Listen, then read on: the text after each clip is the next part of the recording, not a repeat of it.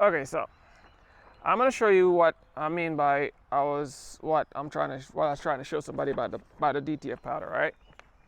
If you don't apply your powder at the right time, because that's what I was trying to tell him. It's he said when to. He asked me the question about when. Here's man, I'm really jumping out of sequence here. He asked me when to apply DTF powder to the prints. If you have an actual DTF printer, this kind of don't really apply to you, because if you have a DTF printer that was designed to do DTF printing, then there's really no good or bad time, because on a DTF printer, if you notice, right, after the print head finished printing, right at the end of that, there's a heater, right? I was wondering what that heater was there for. Well, that heater is there to cure the prints after it exit the printing stage.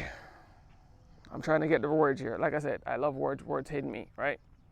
After it ends the printing stage, right, it cures the prints. So because it cures the prints right after it finishes the printing stage with that little heat bed right after the printer, after they finish printing, you can actually apply powder right after you take it off the printer. That's why you can go from print to powder, because of that, just because of the little heat bed right on the back. Now, because I'm using an 8550, he was using an 8550. Anybody's using 8550, well, anybody who's doing a modded printer, not an actual DTF printer with a heat bed at the very end of it, right? This is for anyone who don't have a printer with a heater sitting on the end of the printer. This is for anybody who, again, I'm gonna repeat myself. I do that, and if I repeat myself, just know it's something important. That's why I repeat myself. If you don't have a heater sitting at the edge of your printer, this is for anyone. If you don't have again, see, I'm going back over it again. If you don't have a printer sitting at the edge of your print bed, all right, don't have a heater sitting there, this information is for you. If you have a heater, this is not for you. You can just find something else to watch. Thanks for watching. Peace out. This information is not for you. All right. So for the rest of us, you can keep watching. When to apply DTF powder, because this part is actually really important. There's a few ways to do this, and I'm gonna tell you a few of them. All right. So the first way, but you know what? Let me show you something first, because I have 3 prints. Let me show you them.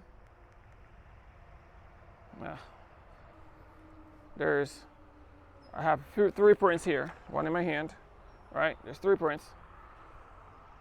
All right, so I printed this, right? And I'm learning when I print it, and I applied powder to it. I printed it really, really thick. You're gonna see some issues here. One, if you do a printer like me, you're gonna see some stuff. I'm gonna show you a bunch of stuff that happens if you do a printer like me. There's like 3 things you can't do. One of them, you can't print too thick if you keep the rollers in. That's the one downside to have the rollers in. Does it matter? Not really, because if you look at this, let me turn the camera around.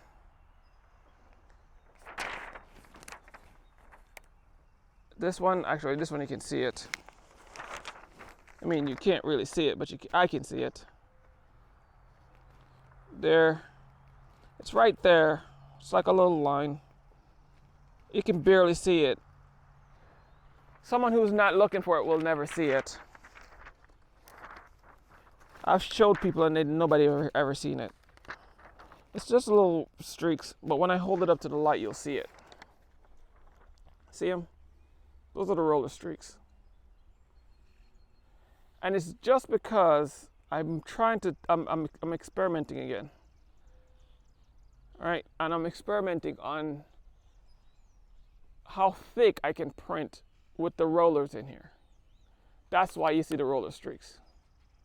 That's all that is, and it's on both sides. I removed my middle roller, so there's no middle roller in my thing anymore. So I don't print small prints, I only print the big ones anymore. So now this is what I really want to show you, and they're not in this one. This one's a lot thinner. See how much thinner? You see, they're there, but this print is a lot thinner, and if you see, the roller streaks are barely there, right? This one got messed up. I don't know how. I have to figure out something's going on with my printer, and I know what's going on with it, but that's for a different video. Now, this is what I'm trying to show you. You see all the holes in here? Try to focus. See that? That's what I'm trying to show you. See all them little holes? That's not light coming through. Those are actual holes in my print. I know, it's going to be a long video, so please bear with me. I'm trying to show you and again, I try to give people information, not just tell you what to do. Those are holes. Let me show you the other one. This one this one right here, this one is actually, I just put it on the, I took it straight off the printer. So here we go. Here's the information. I took this print straight off the printer. This was straight off the printer, and it's everywhere. This came straight off the printer. This is the base of the print. You see the little holes everywhere. And then this is the top of the print. To give you some context. All right, I can barely see. I hope you can see it. Because the reason why I hope you can see it, because you'll see the top half of the print is a lot less holy than the bottom half of the print. And there's a reason why it's like this. The top half of the print was a lot drier than the bottom half of the print. Now this print, if you notice, it's a lot less holy, or the holes are a lot smaller. I know it don't really look like it, but if you back your video up, you'll see it's a lot smaller. Look, even the top half of the print has less holes in it. I hope you can see it, because I can barely see it. I told you my screen is like tiny as hell. I can barely see anything. All right, but I'm trying to show you anyway. I hope you can see on a bigger screen. It's in focus, so at least that part I can tell that it's in focus. So you should be able to see something. All right, so, and you can see the holes are a lot smaller in this one, right? And the whole point is, this one sat for a while before I even put it in the oven. Okay? Now the difference between this one is, I actually, look at this. There's no holes in this one. There's absolutely no hole in this one. None at all. You wanna know what the difference with this one was? Exactly what happened when it comes off a DTF printer. I did the same thing what they do when it comes off a DTF printer. That's the catch. And someone I just saw somewhere on a YouTube group I'm a part of, sorry, a Facebook group, not a YouTube, a Facebook group I'm a part of. See, there's no holes on this one. All right, so let me flip this around. So I'm a part of a Facebook group I'm a part of. Asked me, he just showed me a print he made, and it looked just like the first one. And he's like, why my prints look like that? And I just told him I was making a video about it. And I'm gonna go back and I'm gonna send him the link of the video. But the whole point was, they're not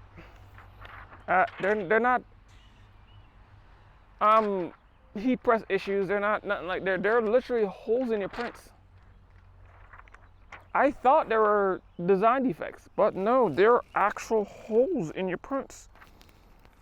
Even stuff like this on my print, there are actual defects in the prints. They're not holes, and I thought they're actual design defects. They're actual defects in your prints, which you're powdering. They're not print defects. They're holes. These are actual holes. The underlining garment is coming through your prints. Now I'm actually seeing the fuzz from the garment through the DTF. It's not supposed to do that. Because remember, this is a solid print on top with a white backing. So nothing's supposed to be coming through the top of this. This is why your garment is also peeling off, because there's nothing there to hold it. There's just number holes back here. So there's nothing holding anything. This is why anybody who put these things on, like, why is my stuff peeling off? Well, now I know, and now I'm sharing the information with you. This is why people who have actual DTF printers don't have so much problems with their stuff falling off. Now you know, now I know, now you know. Get what I'm saying? I learned something, I'm gonna teach you. I'm not those people, oh, do this, do that. I'm gonna give you context, so now you can share, hopefully, you share my videos with somebody else and not steal it and act like it's yours. Help a brother out, huh? Please help me out. I help you out, help me out. So, I hope that's enough information for right this second, but I might have some more information in a minute. But like I say, so, yeah, I think I'm gonna leave it right there. All right, so now I'm inside, right? And if you notice, after I came out of the printer, you gotta let your printer, your ink, your print sit for a minute. If you have an oven, you turn your oven on. All right, get it up to temperature, your bake temperature. Get a timer. It's good to have a timer. And you let that bad boy sit for about 5 seconds, right? Set the timer for about 5 seconds. Pop your thing open. Put your print in here. Close it. Turn your timer on. Let it sit for no more than about 5 seconds, right? At temperature. Pop that bad boy out, take it out, and you can apply powder to it. If you don't want to put it in the oven, then you let it sit. You let it sit for however long you want to sit, all right? I can't tell you exactly how long you want it to sit because I don't know. I'm still working on how long you need to sit for. So far, I have it up to 2 minutes, and it looks like you can put, it still look a little wet, and this is just 2 minutes. All right, it still look a little wet to me. I don't know if I want to put powder on it yet. I think I want to make it dry some more because it still look a little wet to me. When I look at it, it still looks a little wet. So I'm going to let it sit some more. Yeah, it still looks wet. The beginning of the print looks dry, but the top of the print looks wet. So I'm going to, yeah, definitely got to let it sit some more. So that's what I say. I'm probably going to let it sit about 5 minutes. I'm going to set my timer again for another about 4 minutes and then it run again. So let it sit. I'm going to try, I don't know, I'm going to say about 5 to 10 minutes, somewhere around there. Let it sit. And then again, it depends on how thick you make your prints. My prints are very thin because I have rollers in mine. So my prints are really thin. If you print your whites and your prints thick, this might have to sit longer. Because my prints are thin, I can put my prints in my oven for 5 seconds. You may have to put your prints in your oven for longer than 5 seconds. So you have to experiment and see how long you have to put your prints in your oven for. If you have one of them, if you think, oh, let me put it on one of those skillet things, I wouldn't recommend it.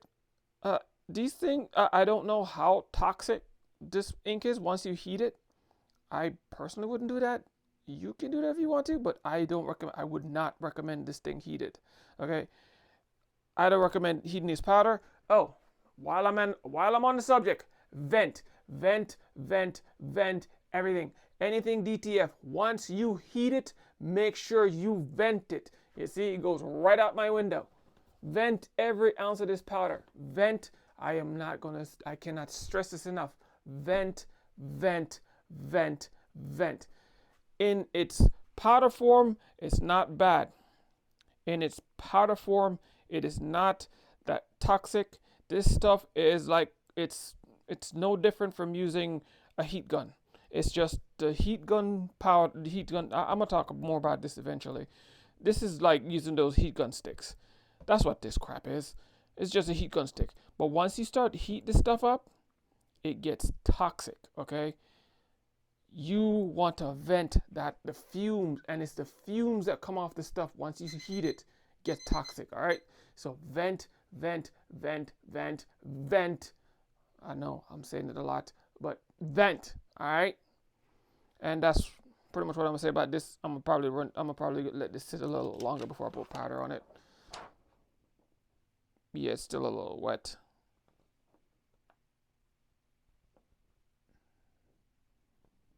Actually, this is dry now. Yeah. Okay, so for me, no, still a little wet. It's still a little wet. I'm gonna let it sit for a little longer. I'm probably gonna let it sit for about probably gonna sit 10 minutes. So again, you want to let this sit for a long. You're gonna have to experiment till you find your right setting. For me, 5 seconds in the oven. Let it sit. It's gonna be longer. All right. So find your timing. That is up to you. But the catch is to not get those holes in your prints. Is to let it sit before you apply any powder to your prints. All right. That's all this homebrew DTF school is about. All right. Okay, so I also found out that when you let your prints sit and don't just dump powder on them right away, they also do this amazing thing, right? Let me put this mic up in my thing because I took it off. When you let your prints sit, instead of just dumping ink on them right away, not only don't put holes in your prints, it also prevent that. You know how you put powder on here and you get powder in places you don't want it? It also prevents that. There was this guy, I was trying to find out why I was getting holes in my prints, and well, there's nobody. The one video I found from some guy from Melco saying, oh, if you dump it in the oven, it prevents static buildup on your prints. Well, I don't think that's quite right, but it's not wrong either. What I think it does is that it's doing is exactly what I think it's doing.